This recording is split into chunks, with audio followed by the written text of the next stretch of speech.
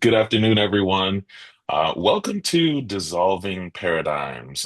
This particular episode or version of Dissolving Paradigms is a new one since the 2021 festival, where I sort of facilitated conversations with different artists about what it means to sort of break down the silos of new music and things. And for the 2025 festival, I thought to bring this back and talk with two very special artists on this idea of the convergence of music and message. My name is LaRob K. Rafael. For the 2025 Ear Taxi Festival, I am the artistic director, and it's a real pleasure to have you all joining and listening as a part of this year's festival. This afternoon, we're going to take our festival's theme, which is the composer's voice, quite literally, and hear from two of Chicago's extraordinary living composers, both of whose music speaks powerfully to what it means to create and to communicate in the 21st century. This conversation today and especially during this year's festival, is about more than just the notes on the page. It's about what composers are saying through their sounds, through their stories, and through the human voice itself. So I want to take an opportunity to talk with our composers about their creative process. These incredible pieces of music that will be featured this coming weekend on the festival, and then their thoughts about what creating arts or their thoughts about what it means to create art that speaks. So let me introduce our guests. First, we have Stacy Garrop, who is an award-winning Chicago-based composer whose music vividly captures human experiences through bold storytelling and emotional depth. Her works span orchestral, choral, and chamber genres, often exploring themes of identity, perseverance, and transformation. Stacy Garrop has been commissioned by leading ensembles, including the St. Louis Symphony, the Kronos Quartet, and Chanticleer. I've had the pleasure of singing much of her choral music, which has been described as imaginative, richly scored, and deeply human. The world premiere of her piano concerto number one, titled Invictus, will be performed this coming weekend at the Harris Theater. And then we also have our composer in residence for the festival, Damien Geter, a composer, a bass baritone, and an educator whose work seamlessly blends classical traditions with influences from spirituals, gospel, and contemporary Black music. His compositions often confront social issues and amplify stories of resilience and hope, creating music that is both timely and timeless. Jeter's work has been performed by major orchestras and opera companies across the country, including Portland Opera, Washington National Opera, and the Chicago Symphony Orchestra. And the Midwestern premiere of his African American Requiem will be performed this coming weekend at the Harris Theater. Thank you both for joining me this afternoon. It's really great to talk with you. It's great to be here. Good to be here. Thank you for having us. Of course. So I kind of just want to dive right in and talk about these incredible pieces. Let's start with you, Stacy, if you don't mind. Invictus, this incredible piece that you are premiering this weekend, takes the title from William Ernest Henley's famous poem about strength and self-mastery. The famous quote in that poetry being, I am the master of my fate. I am the captain of my soul. Talk to me about what drew you to this particular text. How did it shape your musical vision for this concerto? Well, when I work with commissioners, I always like to find something that resonates with them and with me so we can both get really passionate about the project. And Marta Asnavorian is the pianist, and she's the one that raised the money to fund this. She and I talked, and she said that she feels like Sisyphus pushing that boulder up a hill. And as much as I love Greek mythology, I didn't think that that would make a good concerto. So I began looking at other topics about resilience. And I Googled poems and resilience, and Invictus popped out pretty quick, but I sat with it for a few days before I wrote to Marta and said, I think this is the topic.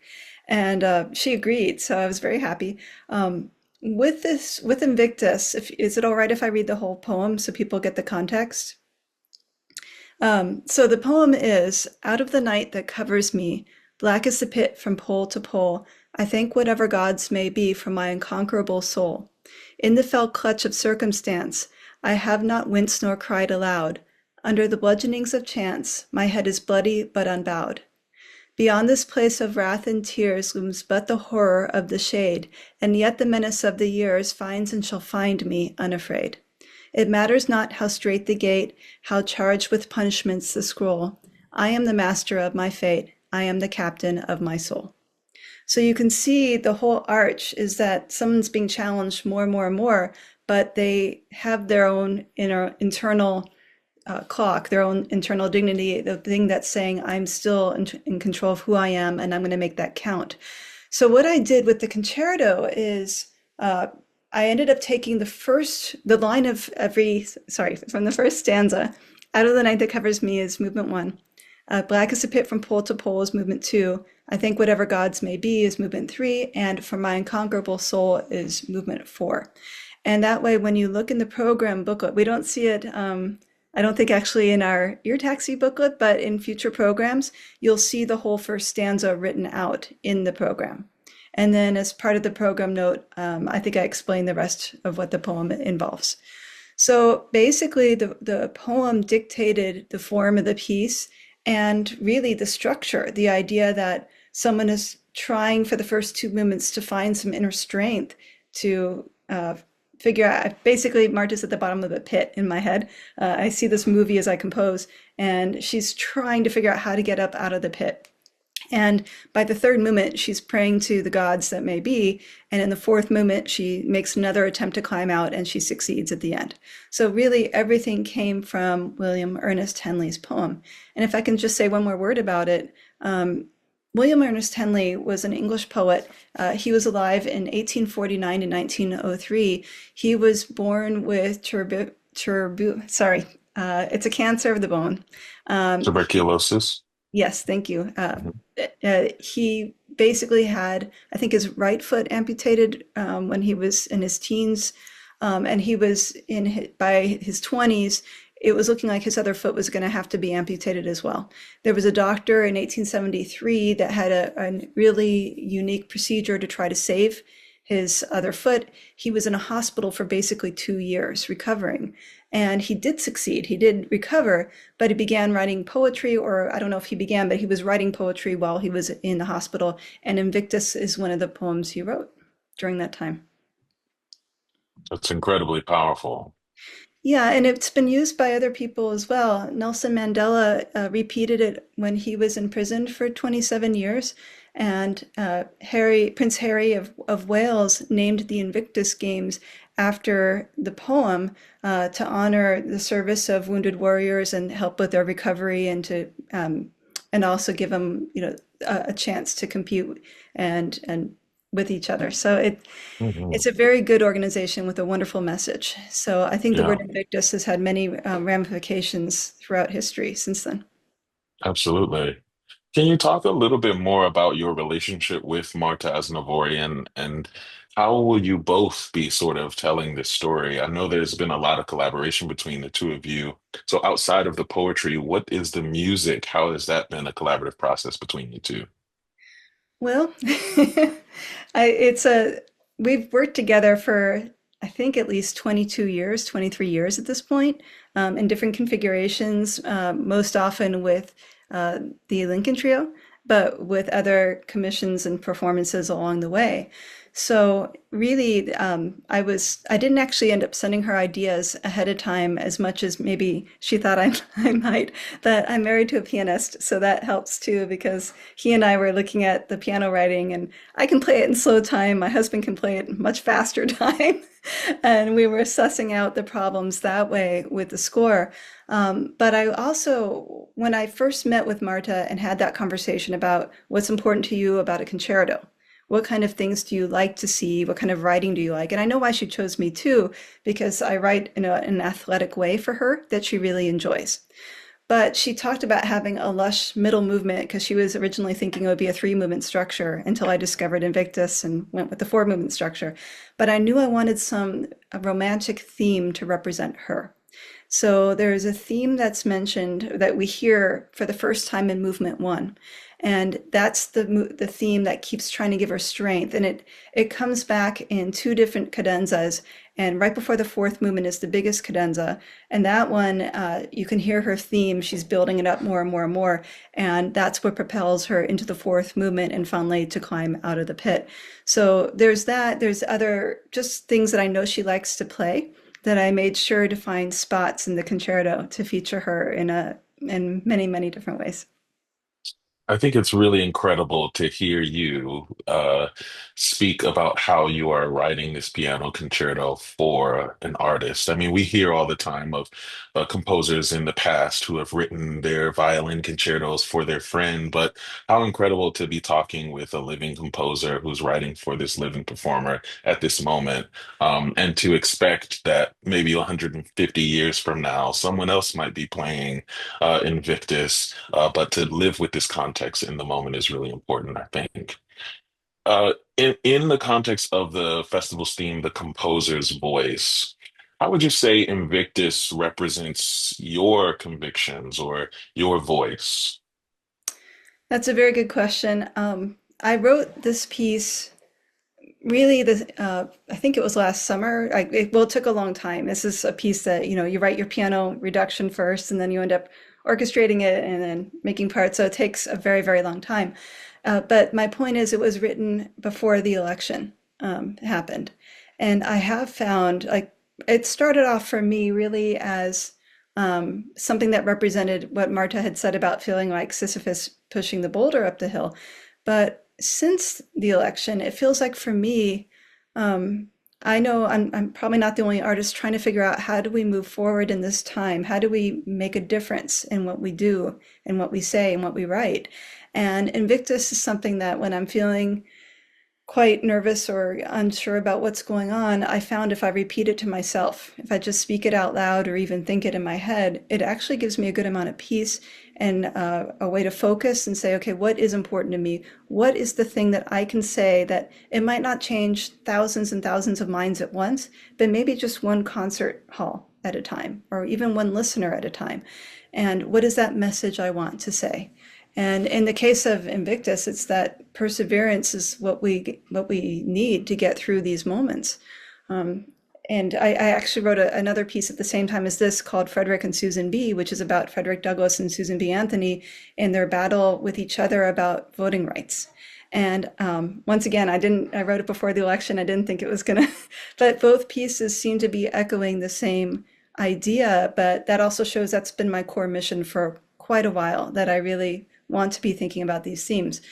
But to get to your question, I think that is for each of us, we need to think about what is the way that we are comfortable and that we can be powerful in society in using our voices. So it doesn't have to be overt. It can be a step or two back. I feel like Frederick and Susan is a little more overt, and Invictus is more of a step back. And that's because Frederick and Susan involves text, and it's their actual text from when they were speaking with each other or speaking at different events. So I think that's really what it is for each one of us to decide, what can I do? How can I be meaningful in a way that may put me in my comfort zone, a little out of my comfort zone, even a little bit more out of my comfort zone, but I'm not going to change all the world at once. What can I do to change and help people think about right now? What can I do? And then hopefully that will carry out further and further as more people hear a piece, or if it gets recorded and that recording goes out. Absolutely. Thank you, Stacy. Um, Speaking of what we can do, and how we can kind of share a little bit with the world so that it continues to reverberate outward and outward. Your piece opens the concert, Stacy, and then an intermission, and then we'll hear an African American Requiem by you, Damien Geter, which is this monumental work. It's estimated to be around 80 or 90 minutes. Um, it will have over 200 performers. and it blends Latin liturgy with spirituals, protest texts, and the words of Ida B. Wells. Can you share a little bit about what compelled you to merge these two worlds within the structure of traditional requiem, this sort of elegy um, or acknowledgement of those who have lost their lives in the fight, Black lives? Can you talk about a little bit about what compelled you to combine those two worlds? Well, I am a composer who loves old forms. And the Requiem Mass is something that I revere Verdi's Requiem and Berlioz and Britten and all those folks, right? And I've, studied those pieces, and I had the thought to write my own Requiem around 2016, um, after the first Trump election. And it seemed to be in the news. A lot of Black folks were getting killed in the streets by police, and we were video or not videotaping, but we were filming these murders, so everyone had access to them, right? And it just seemed like more and more and more of that was happening. And to me, the world was going in a direction that doesn't necessarily align with my own morals. And I decided that I was going to, as Stacy was talking about, how could I use my voice to make a statement about what was happening? And then I thought, well, we're seeing all these people get killed, but this ain't new, right? So then it led me to think about all the folks who have been lynched due to racial violence, um, in this country. And so, to answer your question, I chose to meld different styles, right? Because, as I said, I'm a person who loves old forms, symphony, string quartets, requiems, I guess. But I also wanted it to be um, I needed to bring the text to a contemporary audience because the Requiem Mass is so ancient and that text is so old. I mean, it's in a language that we don't even speak anymore and things like this. So, in order for me to bring it to contemporary audiences, I chose to use more contemporary texts and also music that is more, how should I say, universal, I guess, in terms of the different styles that I wanted to put together. And also, by virtue of me being a Black American, I wanted to make sure that since this is an African American Requiem, I wanted to make sure that I incorporated some of those styles in there. Absolutely. I mean, and you do it very well. I mean, you and I have talked at length now about how much I love this piece.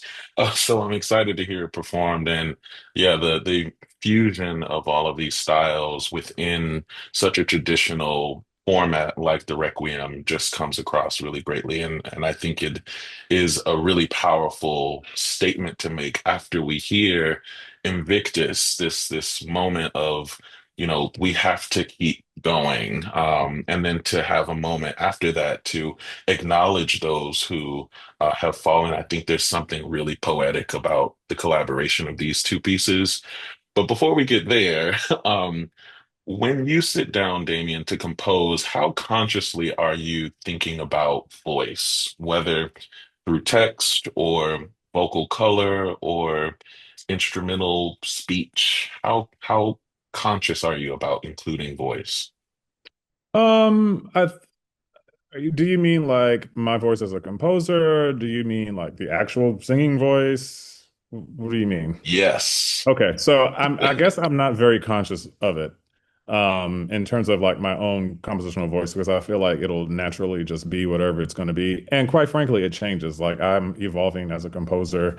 And when I wrote that piece, it's almost 10 years ago now. Oh my gosh. That's kind of crazy.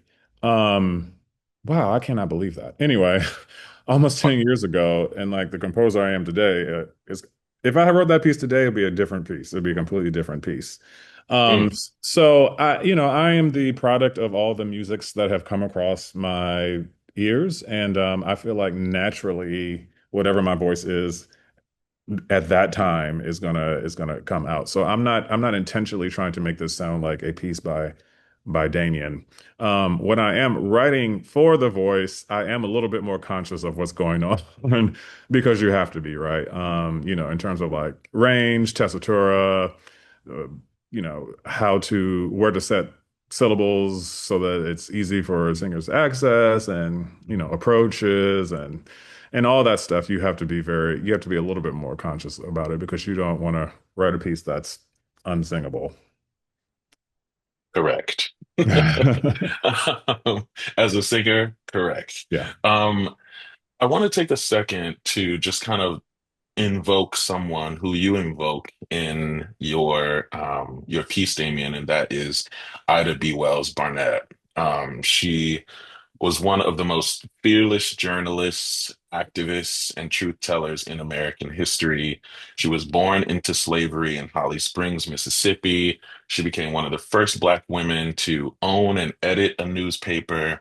Um, she led anti-lynching campaigns in the 1890s, and she relocated here to Chicago in 1893, where she co-founded the NAACP in 1909. She advocated for housing, education, and economic justice for Black Chicagoans on the South Side, and she ran for public office. Her legacy is woven into the city of Chicago, its cultural and civic fabric. I mean, quite literally, there is an Ida B. Wells Drive. There Hmm. is the Hmm. Ida B. Wells Homes. There is even a monument in her honor in Bronzeville.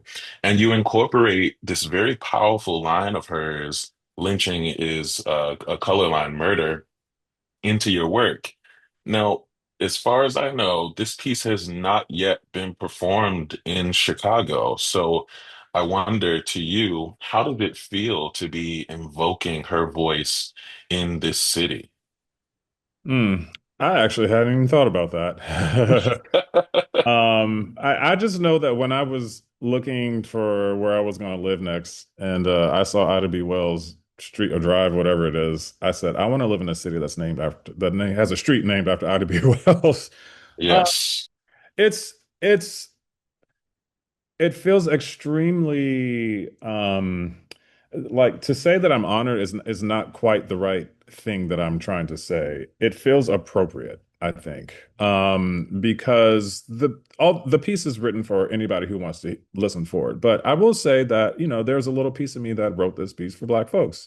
And and given, the Great Migration and all those folks who lived in the South who moved up to Chicago, everyone will have some sort of family story about how they, why they left the South or for whatever reason.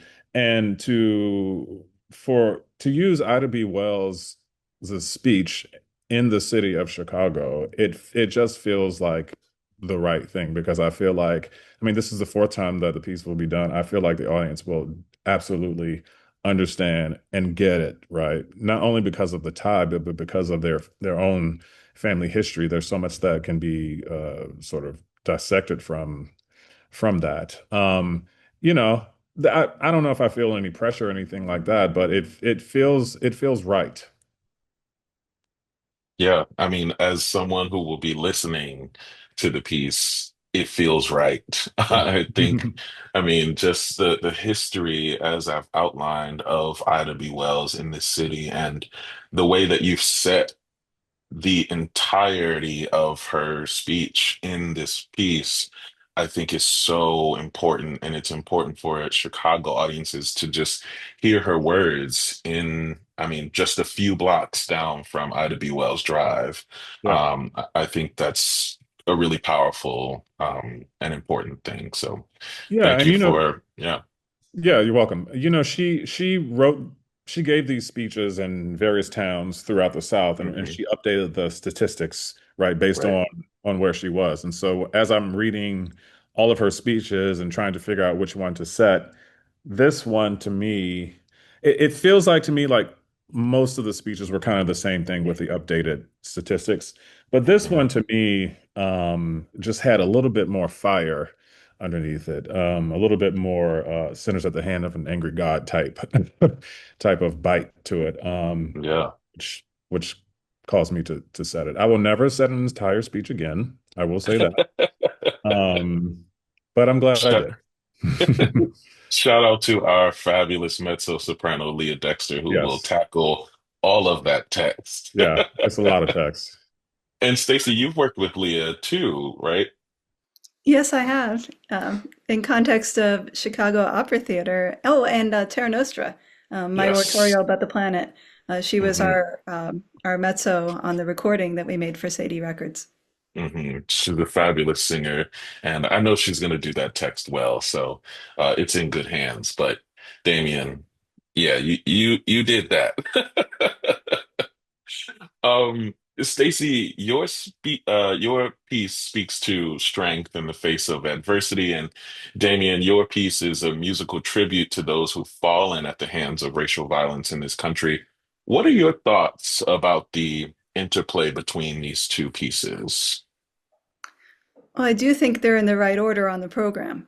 I think that this is Invictus is kind of the warm up for the Requiem, both in terms of just kind of maybe setting the mood. I mean, we've not heard each other's works, but my guess is based on just mine is 30 minutes, Damien's is 80 or 90 minutes. Mine doesn't have text, Damien's does have text. I think the pairing is going to be very potent.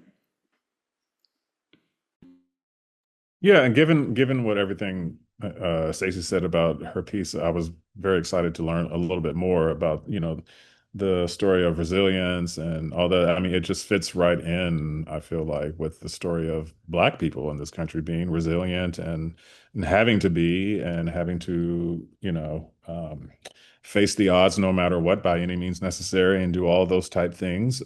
So it feels like a concert of resilience to me. I think as we think about the composer's voice for this festival, as the artistic director, we talked about including both of these pieces years ago. And as you mentioned, Stacey, we didn't have any idea as to the landscape of the world that we would be living in currently in 2025. And yet, these pieces speak into the future, about what it means to be resilient and the our current need to be people who are speaking truth to power and gathering community and acknowledging pain and acknowledging strength. So I really do think that this is a really beautiful way to not only celebrate the city of Chicago for its strength and resilience, but also celebrate humanity for its ability to persevere and acknowledge those who have and will continue to do this work forever. Um, and in today's world, composers, I think, are expected to carry both this artistic and social responsibility in their music. How do you balance your personal expression with larger societal commentary? I mean, you both have created these very important pieces, but sometimes you might just want to write something that is not socially charged. How do you find the balance as composers? Uh, well, basically, for myself, I've been thinking that as I move into, the next portion of my life, I would like 50% of everything I write to have a social aim, a social justice aim. And it's not like I've been off the mark that much before.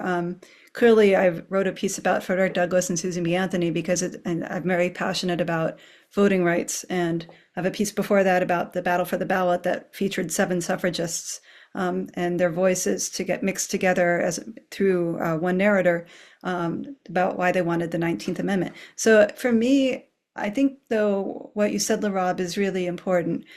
We should, as much as we are comfortable and capable of tackling social issues, whatever way they are done, that's great. But make sure you also have some pieces that are just to give people some enjoyment, some laughter. I listen to a lot of Heather Cox Richardson, who is a writer. She's actually an American historian who has been putting out a Substack called Letters from an American. Um, I can't remember if it's from or to an American. Sorry about that. But the point is that she analyzes politics through the lens of history, and she's constantly every night contextualizing what's going on in our country based on what the precedence has been or lack of precedence. And she has said a couple times recently that, you know, we all have to find a way to make a difference, but it could be something as simple as putting away a shopping cart when you get to a grocery store and it's out of place. Or saying hello or opening the door for someone. Because I think at some level, we are all still human and we just want to be reminded that, you know, we can be nice, we can be kind and pass that on. And who knows what little action like that can then make a bigger action take effect. So for me, I think finding that balance of 50-50, sometimes it'll be a little more about social justice, sometimes it'll be a little less. But for me, that feels about the right balance at this point in my life. It wasn't so much earlier, but I'm moving into that phase. Well, uh, I would love to live in that space more, but stuff keeps happening. So, I mean, this is the way I have to admit I'm not a big like marcher, and I'm not somebody in the streets who is like holding up a sign and things like this. So this is the way that I protest, right? So as long as things keep happening, this is the type of music that I'm going to write. I would.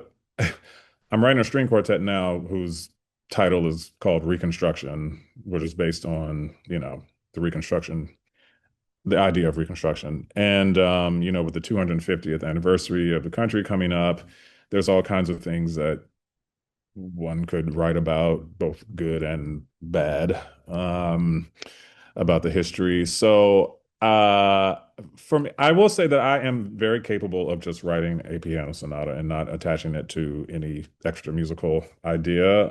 But I think I've grappled with this question before, and I have just sort of resolved myself to say that it's actually okay if that's what you do, because that's what it is right now, and it could change later. Right. And I don't want to I don't want the question to be misinterpreted because I think that there is real joy in remembrance and joy in like being able to, as you said, Damien, to write about what's happening. And I have a question that will follow based on some quotes. But I think there's also joy in that too, the ability to kind of get the thought out, to get the feeling out, and to put it to music. I've been saying throughout this festival that what an incredible time for us to be living in, where composers like yourselves are absorbing the things that are happening in the world and putting it down on paper for us to experience. Um, I think that's a really powerful thing. So I want to commend you both for being protesters through music, for being advocates through music, for using your voice as composers to say something that we all need to hear as humans. And I'll get back to that point in just a moment, but I want to pause here to just take a question or two from our listening audience. And it looks like we do have one. So this is kind of pulling back just a little bit and kind of pulling back the curtain a bit about composition. This question says, composers having the opportunity to work with professional orchestras seems more and more rare. How do we get more contemporary music performed outside of the format of a festival? Any thoughts there? Well, it's good. It's a good question. I wish I knew the answer. I mean, I think that there are some orchestras out there who are tackling more contemporary works. I mean, this is a longer conversation, and Stacey, feel free to, chime in, but still feel like people are trying to figure out what's going on after COVID, and what's selling, and and stuff like that. And a lot of folks, particularly in the opera world, just kind of don't know what to do at this moment. Do the contemporary stuff, do the old stuff. What's going to get the stuff in seats? But if we don't do the new stuff, then how are we going to keep this art form alive? So I don't know what the answer to that is, except to maybe email your local orchestra's executive director or whoever does the programming, and say, hey, do this. It's a real shame that some of these contemporary things are getting cut, I will have to say. And I think the festivals are a good thing to have because you can sort of branch out a little bit more and have complete festivals devoted solely to contemporary music. But you're right, they deserve to be in the concert hall as well. Yeah, I think the basis of our careers is really relationships. And I've felt this way for decades, and I've heard other people say it as well over the decades. What I'm getting at with that is exactly what Damien was saying. I would go to a concert and meet the conductor, meet the executive director of an orchestra, ask them to take them out to coffee or lunch or something, and start to get to know people, find out what things are you have in common, what things might resonate with both of you. I really think so. Damien's idea of reaching out is exactly what I feel strongly about, and I would just take it a step further, but make it personal first, and say, okay, let's just get to know each other. I've done this over decades, and it tends to lead to relationships that run quite deep. And then I end up getting repeat opportunities with groups and with performers as a result. So it's really building lifelong friendships that turn Mhm. into musical experiences. I feel that way about the Lincoln Trio for sure. Like we have known each other for 22, 23 years, and there's a reason why we keep working together because we enjoy each other's company. I think, I mean, I say this in the work that I do too. Do not underestimate the power of the relationships who are right next to you, of the people who are right next to you, your friends. It's one thing to try and reach out to the biggest orchestra possible to try and get your work premiered, but it's another thing to gather all of your friends together and say, hey, you play cello and you play saxophone. Let me write something for the two of you, and, let's figure that out. And as you were saying, Stacy and Damien, I know that you both have had or had musicians or performers in mind when you wrote both of these pieces. So I think that's a really good way to start to see more pieces being done in the world. There's another question here. It says, hi, can't wait to hear the premieres. In light of dissolving paradigms, you both wrote for orchestras. Do you see a future where requiems and concertos can be more common for uncommon instrument groups? Yeah, I mean, I think today anything is possible. I wrote for orchestra because I feel like that's what I know best, but I do know that there are other requiems out there that don't use orchestra and use smaller ensembles, use, more contemporary sounds and things like that. So, I mean, I would hope that those things would be there, that there is room for those opportunities as well. Like I could imagine Mhm. somebody like Solange writing a requiem, or a concerto, Yeah. yeah. Well, I have done a concerto for viola and strings and percussion, and then I rewrote that for saxophone with strings and percussion. What I'm getting at is the strings and percussion part has really helped bring down the costs for orchestras wanting to do this. Or you could get like a string orchestra and add in a couple of percussionists. Terra Nostra, the oratorio I mentioned before, is for chamber orchestra, but I now have a chamber ensemble version of it because I was having a lot of choir members come up to me saying, this would be great to do, but our choir can't afford an orchestra. What if you had a chamber size group? So one of the things I've learned over the years is how to create flexible, to be more flexible and how to have an arrangement that would be doable by maybe a smaller group. And in the Mhm. case of Invictus, that's probably not going to happen because it's not meant to be played with a piano and a piano. It's just, or even a subset. It's probably not going to work. But that's not to say there aren't other pieces that you can do that with. I know that there are at least one or two saxophone concertos that have a much smaller orchestration for that orchestra. You might even try looking at new music ensembles within academic institutions and see what is the basis of any sort of new music ensemble, and then write a concerto with that in mind. And then any orchestra would be able to do that, as well as any university with that type of program. Another thing you might do is take a concerto that is for orchestra and move it over to wind ensemble. There's a lot, any university that has a strong music education program is probably going to have a strong wind ensemble. And their wind ensemble conductors are hungry for new music. So you can certainly get more opportunities with moving that over if it works. Thank you both for your answers. And thank you, audience, for those questions. I want to pivot. We are coming to the end a little bit, and I want to return back to our theme of the composer's voice. If we could have our slide back up. Hmm. So I am a huge Jimmy Baldwin fan. I'm a huge proponent of his work. I think that he was one of the greatest minds of the 20th century. And in his 1962 essay, The Creative Process, he reflects on the moral and societal responsibilities of artists, not to comfort, but to confront. James Baldwin argues that artists are essential truth tellers, challenging complacency, revealing unseen realities, and compelling both themselves and society to reckon with truth no matter how uncomfortable.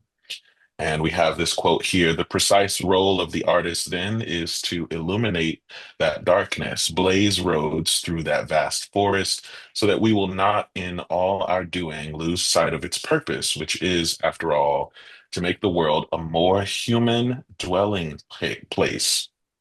I wonder for the both of you, in this moment in history when the world feels both hyper connected and somehow deeply divided, what does it mean to make the world a more human dwelling place through music? That's a very good question. Mhm. I would like to just say that it comes back to what I said before about the composer's voice. I feel we can't expect everybody to be able to interpret this the same exact way and to also go about their own lives in whatever way they can. However, everyone needs to make money to pay rent, keep the lights on, and all that.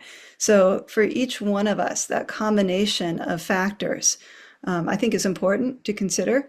And you don't have to write every piece to be really out there and challenging us to be doing exactly what James Baldwin is saying here. It can be a more quiet interpretation sometimes, and sometimes it can be more overt. But I think we just, with each piece, it would be good if in each piece of art or each poem, whatever we create, to think about, to be mindful about what is it that I want to say this time? And can I push myself? Can I challenge myself? Oh, maybe not this time, but let me figure out another topic, another way I can next time, and then really lean into that. So I think there is a balance that we have to achieve. We have to push ourselves, but also be mindful that we need to earn a living and deliver on pieces that we know can also get whatever programming we need to get done. I hope that makes sense that about that balance. Mhm. Yeah, I think it does. Damien? You know, there's something about music that that just brings people together. I don't know the science behind it. There's something about music that can do, um, I say this with a little hesitation for all the writers in the room, that can do something a little more than just a speech, for example. There's like an extra level of humanity, I feel like that's layered in music.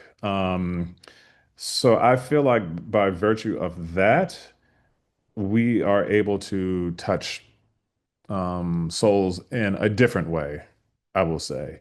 And because of that, I think it allows, hopefully, it allows, even if it's just in that concert hall for that one moment, it allows us to see each other and to realize that we have more in common. This is a the thing that is always said, but we have more in common than we have, different. And various people's experiences allow them to act in ways because of, the way they were brought up or whatever, whatever, whatever.